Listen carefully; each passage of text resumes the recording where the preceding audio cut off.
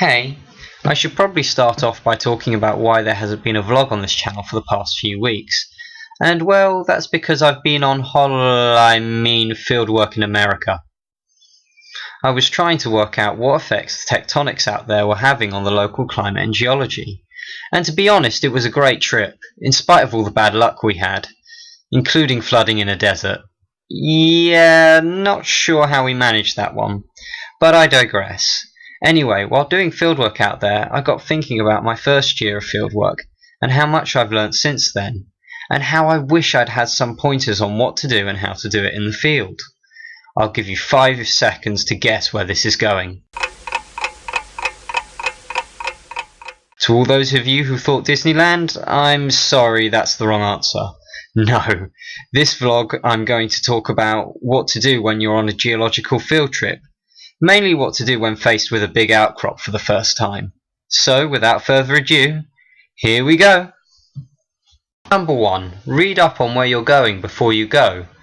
True, it may not be as interesting as reading your sister's diary, but it will really help you understand the larger context of what you're seeing in the field. And it will also save you a lot of time in working out what the different rock types in the area are. Number 2. Be prepared. As when facing a horde of zombies, it's important to make sure you have the right equipment. So make sure you have everything you need for your field trip before you head out. Number 3. Know what your aims and objectives are before you go in the field. Don't waste time writing about stuff you don't need to. You'd feel pretty silly if you came back from the field having written loads on fossils, only to find out you were meant to be writing about the igneous rocks out there. Unless you're a paleontologist, in which case fossils are everything. Number 4. Don't panic. When you're first told to look at an outcrop, your initial instinct may be to note everything down, like you've suddenly got a case of verbal diarrhea. But don't fall into this trap.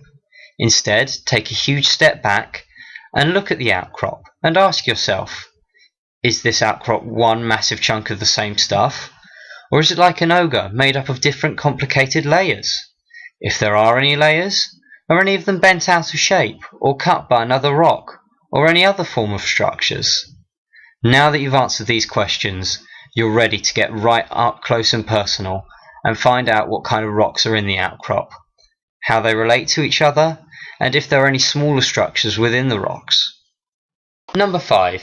Sketch.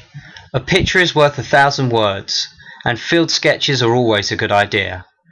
Just remember to add a scale bar and orientation, like the one shown here. And most importantly, only draw what's important, i.e. the rocks and structures present. There's no need to include those strange statues that seem to move towards you every time you look away. Number 6. Always do a conclusion.